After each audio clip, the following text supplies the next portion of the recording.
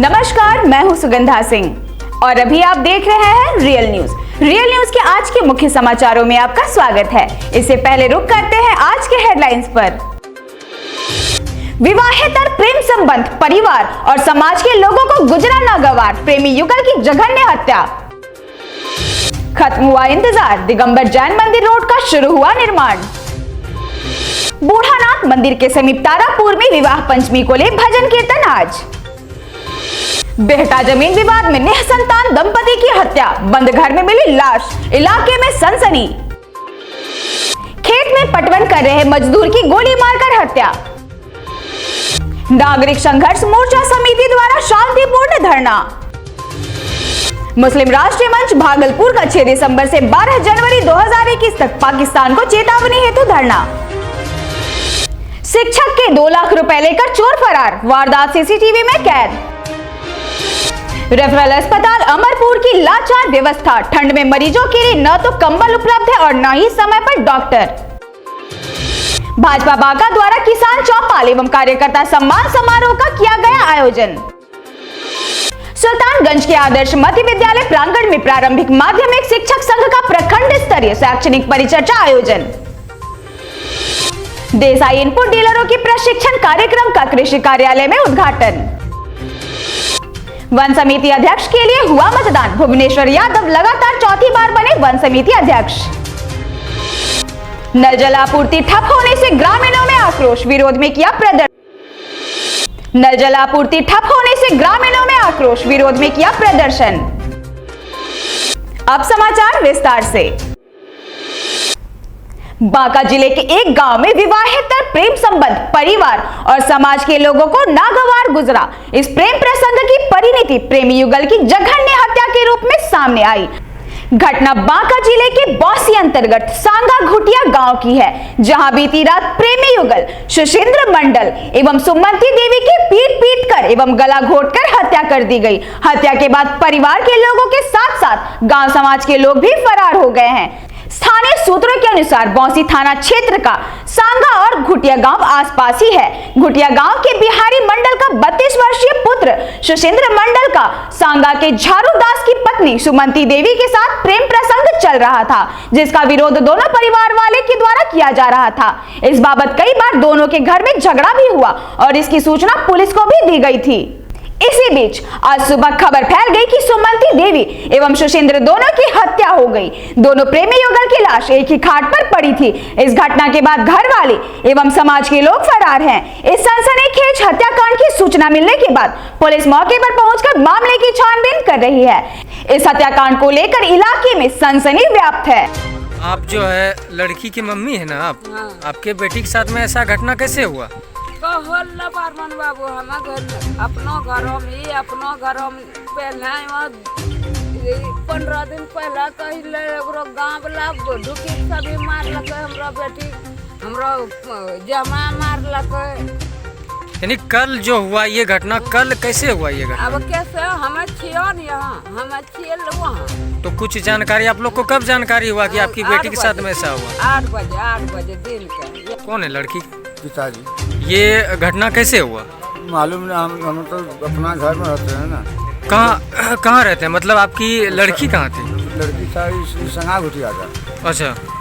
हम रहते थे सरैया थाना में रहता था। यानी लड़की का मायके है यहाँ, ससुराल है यहाँ? ससुराल। ससुराल कहाँ हुआ लड़की का? संगा घुटिया। यहीं पे ये घटना घटी। यानी आप लोग को कब जानकारी हुआ इसके बारे में? सुबह 8 बजे में। सुबह जानकारी हुआ। आप लड़के कौन है? भाई। तो आपको कब ये जानकारी हुआ? लड़का पसंद मतलब चल रहा था। ये अलग गांव में, हम 1.5 किलोमीटर अलग गांव में, हम 1.5 किलोमीटर अलग गांव में थे। तो ये मेरा भाई है। तो ये घटना कैसे घटी? ये घटना मतलब घर से मेरे बाहर चले गए थे कमने के लिए। वहाँ से आए तो डायरेक्ट वहीं चले गए थे। तो अपनी मारपीट करके जो भी कुछ समाप्त कर दिया हमको। यूं तो चुनावों के समय जैन मंदिर रोड निर्माण का कार्य मुख्य एजेंडा में शामिल रहता है, मगर धरातल पर पहली बार चुनावों के ठीक बाद जैन मंदिर रोड के निर्माण का कार्य दिख रहा है। रियल न्यूज ने प्रमुखता से इस रोड की दुर्दशा दिखाई थी चुनाव के ठीक पहले। दरअसल इस रोड से श्रद्धालुओं का आना जाना बिल्कुल बंद सा हो गया था। बताते चले कि भागलपुर विश्वविद्यालय के प्रोफेसर बिहारी लाल चौधरी और पुरातत्व निर्देशालय से आए अरविंद सिन्हा रॉय इन दोनों के अनुसार जैन धर्म की जानकारी के लिए नाथनगर जैन मंदिर को जानना बेहद जरूरी है। यहाँ कई ऐसी धरोहर और प्रतिमाएं हैं जो काफी प्राचीन है। जैन मंदिर में जो 2 कीर्ति स्तंभ है वह लगभग 45 फीट ऊंची है, जिसका निर्माण सन 1934 में किया गया था। इस रास्ते के खराब होने के कारण इस इलाके के व्यवसायियों का व्यवसाय भी खत्म होने की कगार पर था, मगर अब सड़क निर्माण शुरू होने पर लोगों में खुशी की लहर दिखाई पड़ रही है। आइए देखते हैं रियल न्यूज को वहां के वार्ड पार्षद 12 के प्रतिनिधि शीमुख खान और बिसपंथी जैन मंदिर के मैनेजर राजेश जैन ने क्या कहा। ये कार्य दिनांक 1 दिसंबर महीने में 10 तारीख से कार्य प्रारंभ हुआ है। और कब तक बनने का आश्वासन दिया गया? आश्वासन फरवरी तक के लिए दिया गया है कि फरवरी तक आपका कंप्लीट हो जाएगा। दोनों साइड नाली और 17 फीट का रोड और दोनों साइड 21-21 फीट का इंटरलॉक का प्रोविजन है, दोनों साइड बनेगा।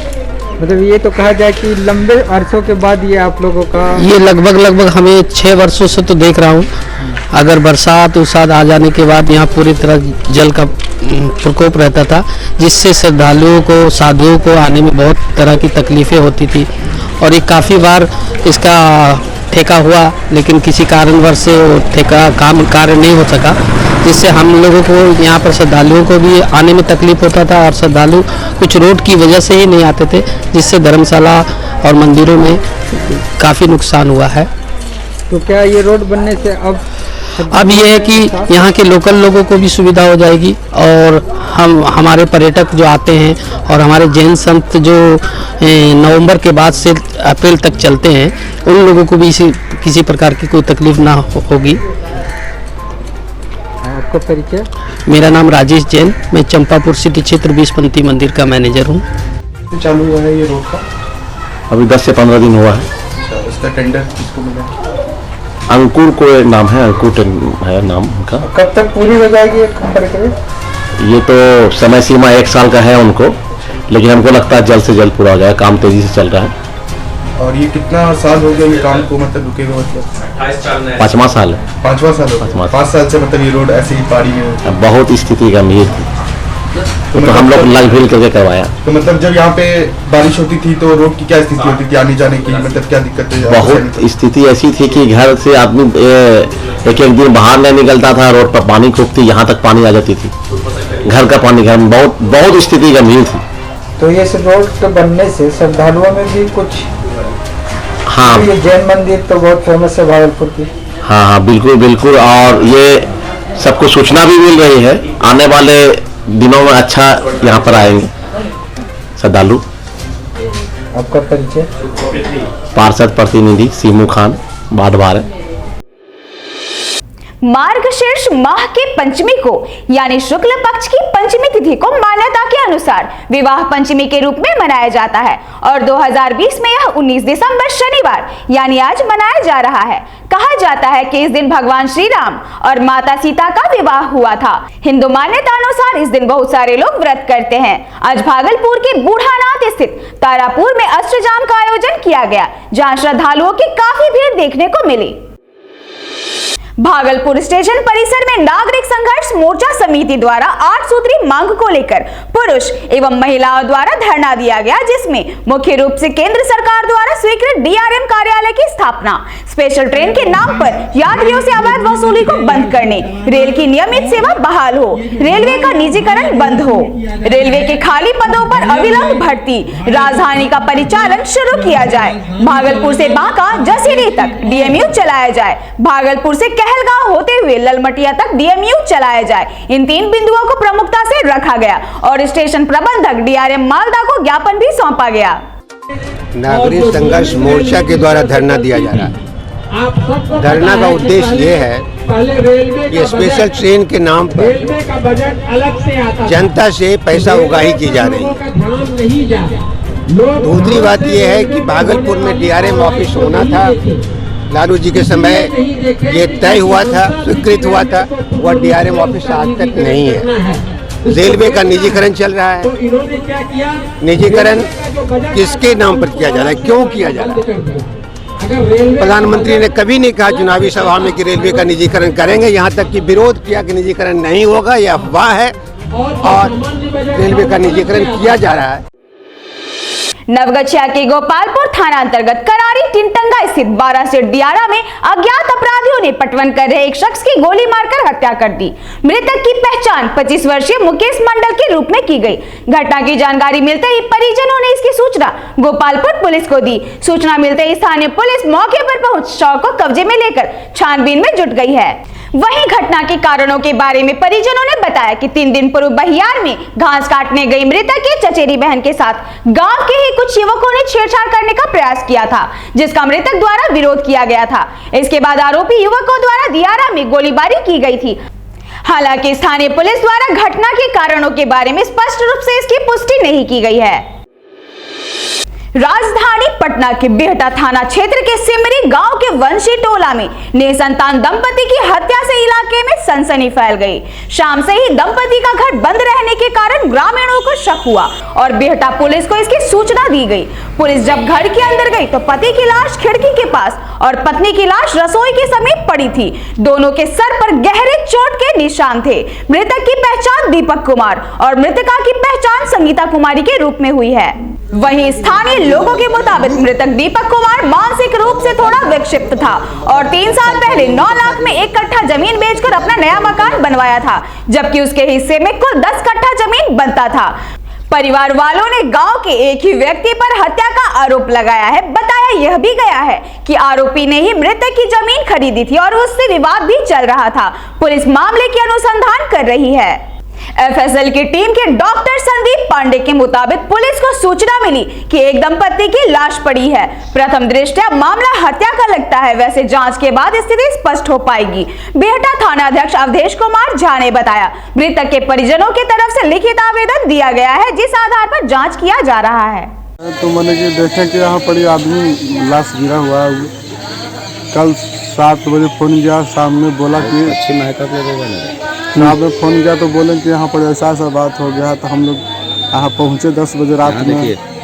10 बजे रात में पहुँचे यहाँ पर, बोले देखें कि यहाँ देख रहे हैं कि दीदी के रोटी बनाते हुए पीछे से गर्दन लगता है कटा हुआ है। ठीक से देख नहीं पाए, गर्दन कटा हुआ है। एक ही घर में कितने लोग की मौत हुई है? एक घर में 2 आदमी की मौत है।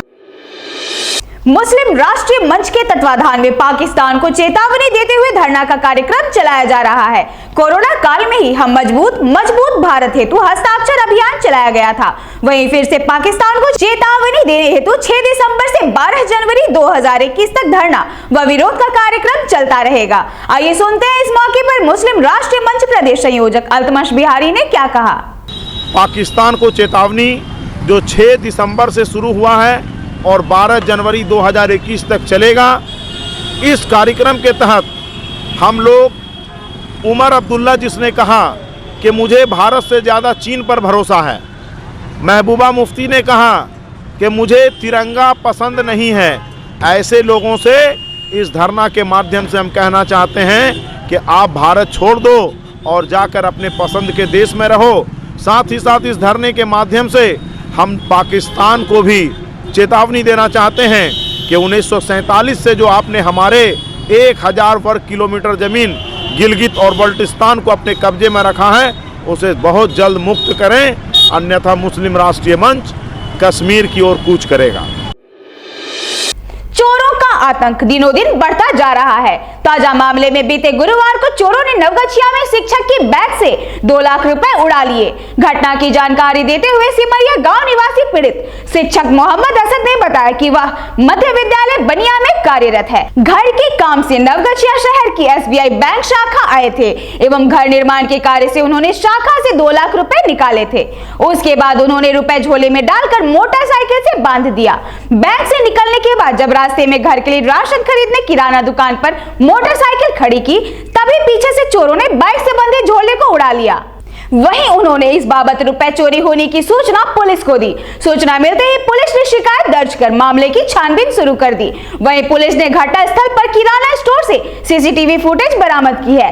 फुटेज में चोरों का चेहरा साफ दिख रहा है, जिस कारण पुलिस ने मामले में तेजी बरतना शुरू कर दिया है। अभी यहाँ पे लगी हुई थी, 2 सेकंड हुआ यहीं पर गप कर रहे थे। हाँ, और जैसे नजर हम इधर थे तो झोले नहीं था। कहाँ से आ रहे थे आप? बैंक से। कौन बैंक? बैंक से स्टेट बैंक। कितना पैसा था? पैसा कितना था? हैं? 2 लाख। किस लिए निकाले थे? काम के लिए निकाले। घर? भागलपुर। क्या नाम हुआ सर? असद नाम हुआ। क्या? असद नाम हुआ। पूरा नाम बोलिए। MD असद। घर? घर हुआ कजरेली थाना सिमरिया। अमरपुर रेफरल अस्पताल की हालात दिनों दिन गंभीर होती नजर आ रही है। मरीजों को सही एवं समुचित व्यवस्था नहीं मिल पा रही है और न ही डॉक्टर के चैम्बर में डॉक्टर उपस्थित रहते हैं। मरीजों द्वारा बताया गया कि रेफरल अस्पताल अमरपुर में किसी भी प्रकार की सुविधाएं नहीं है। इस ठंड में कंबल की भी व्यवस्था नहीं होने पर हमारे रियल न्यूज संवाददाता द्वारा हॉस्पिटल कर्मचारी से बात करने पर कर्मचारी कतराते नजर आए। हालांकि कैमरा ऑफ होने के बाद उन्होंने आश्वासन दिया कि अतिशीघ्र हॉस्पिटल की व्यवस्था को दुरुस्त किया जाएगा। भाजपा कार्यकर्ता द्वारा बांका स्थित भाजपा कार्यालय में किसान चौपाल का आयोजन किया गया। साथ साथ कार्यकर्ता सम्मान समारोह भी आयोजित की गई। इस कार्यक्रम में मुख्य रूप से विधायक राम नारायण मंडल, जिलाध्यक्ष विकास सिंह, रंजीत यादव, महिला जिलाध्यक्ष डॉली गुप्ता सहित कई कार्यकर्ता मौजूद थे। इस मौके पर कई किसानों को अंग वस्त्र देकर सम्मानित भी किया गया। कार्यकर्ता सम्मान समारोह आयोजित की गई है। बड़ी संख्या में किसानों ने, कार्यकर्ताओं ने अपनी उपस्थिति दर्ज कराई है।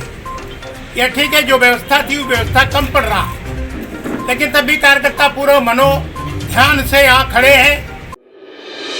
आज भागलपुर के सुल्तानगंज में आदर्श मध्य विद्यालय के प्रांगण में प्रारंभिक माध्यमिक शिक्षक संघ द्वारा प्रखंड स्तरीय शैक्षणिक परिचर्चा सह सांगठनिक सम्मेलन का आयोजन किया गया। इस कार्यक्रम का उद्घाटन डीपीओ मणिकांत प्रसाद गुप्ता, प्रारंभिक शिक्षक संघ के जिलाध्यक्ष डॉक्टर शेखर कुमार गुप्ता, राजीव कुमार तथा दयानंद दास ने संयुक्त रूप से फीता काटकर तथा दीप प्रज्वलित कर किया गया। कार्यक्रम के दौरान डीपीओ मणिकांत प्रसाद गुप्ता ने कहा, शिक्षा नीति बदलती जा रही है। वर्तमान और पूर्व की शिक्षा नीति में बहुत अंतर है। कार्यक्रम के माध्यम से नए टेक्नोलॉजी एवं बिहार सरकार के गाइडलाइन से जुड़कर कार्य करने के लिए लोगों को जागरूक किया जा रहा है। इस कार्यक्रम के दौरान बिंदु भूषण रजक, अनिल कुमार, शारदा सुमन, कल्पना कुमारी, प्रेमलता कुमारी, रेखा रजक, बबीता कुमारी सहित शिक्षक संघ के कई शिक्षक मौजूद थे। सुल्तानगंज प्रखंड इकाई के द्वारा यह जो है एक सेमिनार का आयोजन छात्र शिक्षकों के लिए नई शिक्षा नीति 2020 की प्रासंगिकता विषय पर आयोजित किया गया है। सर, इसका मुख्य उद्देश्य क्या है? इसका मुख्य उद्देश्य नई शिक्षा नीति के संबंध में आम शिक्षकों को जागरूक करना, आम छात्र छात्राओं शिक्षकों के लिए इसमें क्या विशेषताएं हैं, क्या कमियां हैं, इसको हम लोग आम शिक्षकों को जानना चाहिए।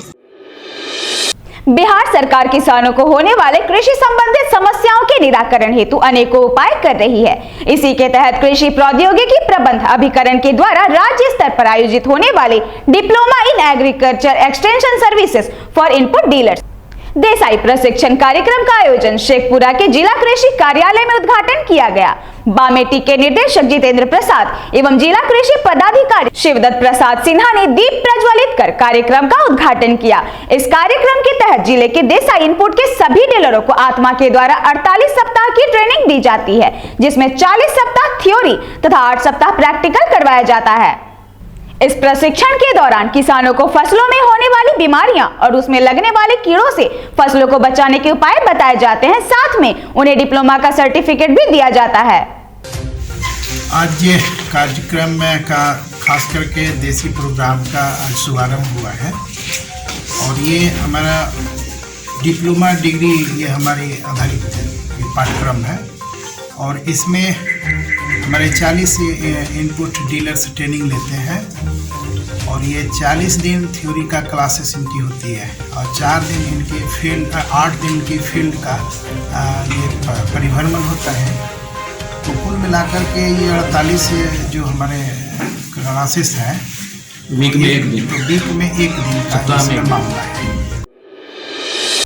बांका जिले के कटोरिया अंतर्गत कागीसार प्रोन्नत मध्य विद्यालय में वन समिति अध्यक्ष के लिए चुनाव संपन्न हुआ, जिसमें 2 उम्मीदवार मैदान में खड़े थे। पहला उम्मीदवार भुवनेश्वर यादव, जिसका चुनाव चिन्ह आम का पत्ता था, तथा दूसरा उम्मीदवार सुपारी यादव, जिसका चुनाव चिन्ह गिट्टी छाप था। इस मतदान में कुल 595 मतदाताओं ने भाग लिया, जिसमें भुवनेश्वर यादव ने 419 मत लाकर विजय हुए। वन विभाग के पोस्टर मदन गोपाल सिंह सिपाही ओम प्रकाश, श्याम रजक, राहुल रजक उपस्थित होकर मतदान को संपन्न करवाया। पश्चिम चंपारण के युगापट्टी थाना परिसर में आज भू विवाद के निपटारे को लेकर अंचलाधिकारी अभिषेक कुमार की अध्यक्षता व थानाध्यक्ष अमित कुमार की मौजूदगी में जनता दरबार का आयोजन हुआ। इस दौरान 6 जटिल मामलों का निष्पादन किया गया। अंचलाधिकारी ने बताया कि रामजी महतो, महंत महतो, गिरजा देवी, सोना देवी, सुनैना देवी, धीरेन्द्र पांडे द्वारा आवेदन प्राप्त हुआ था, जिसका आपसी भाईचारा और सौहार्दपूर्ण माहौल में दोनों पक्षों की सहमति से निपटारा कर दिया गया। मधुबनी प्रखंड के धनहा पंचायत स्थित वार्ड संख्या 8 में मुख्यमंत्री ग्रामीण पेयजल योजना अंतर्गत जलापूर्ति नहीं होने तथा आधे अधूरे कार्य को लेकर ग्रामीणों में आक्रोश व्याप्त है। आक्रोशित ग्रामीणों ने आज गोलाबंदी होकर पानी टंकी के पास आक्रोशपूर्ण विरोध प्रदर्शन किया। ग्रामीणों ने बताया कि विभागीय अधिकारियों की लापरवाही से ग्रामीणों को पीने के शुद्ध पानी नहीं मिल पा रहा है। कार्य के नाम पर केवल खाना पूर्ति की गई है। वार्ड सदस्य की लापरवाही से अभी तक यहां सिर्फ पाइप ही बिछाई गई है, जबकि वार्ड सदस्य शोभा देवी और सचिव मनंजय प्रजापति ने बताया कि मुखिया पति भागीरथी गुप्ता ने डरा धमकाकर नल जल योजना से लेकर सड़क निर्माण तक सारा कार्य स्वयं करवाया है। प्रदर्शन कार्यों में प्रवीण ठाकुर, विनय सिंह, शैलेंद्र बैठा, नगीना बैठा सहित दर्जनों ग्रामीण शामिल थे। समस्या है हमारे वार्ड नंबर 8 में, समस्या का कोई सीमा नहीं है कि समस्या कितना है। अभी आप लोग क्या के लिए प्रदर्शन किए हैं? जल नल के लिए और सड़क के लिए, दोनों के लिए प्रदर्शन किए हैं। क्या जल नल का 1 हफ्ता से पानी नहीं मिल रहा है। इसके पहले चलता था? इसके पहले कभी कभी चलता था, कोई सीमा नहीं है इसका, कब चलता है कब नहीं चलता है। कौन चलाता है इसको? ये कोई ठिकाना नहीं है, कौन चलाता है कौन नहीं चलाता है। कोई आकर चलाता है, अगर अच्छा रहता है तो नहीं, बराबर ये खराब ही रहता है। और क्या है समस्या? और सड़क आज तक सड़क बना खड़ंजा हो गया, आज तक उसके नीचे मिट्टी देना है, मिट्टी नहीं भराया आज तक। तो अभी आप देख रहे थे रियल न्यूज में आज के मुख्य समाचारों को। इसी तरह बने रहें और देखते रहें रियल न्यूज। अगर आप YouTube पर हैं तो हमारे चैनल को सब्सक्राइब करें, और अगर आप Facebook पेज पर हमें देख रहे हैं तो हमारे Facebook पेज को फॉलो करना ना भूलें। धन्यवाद।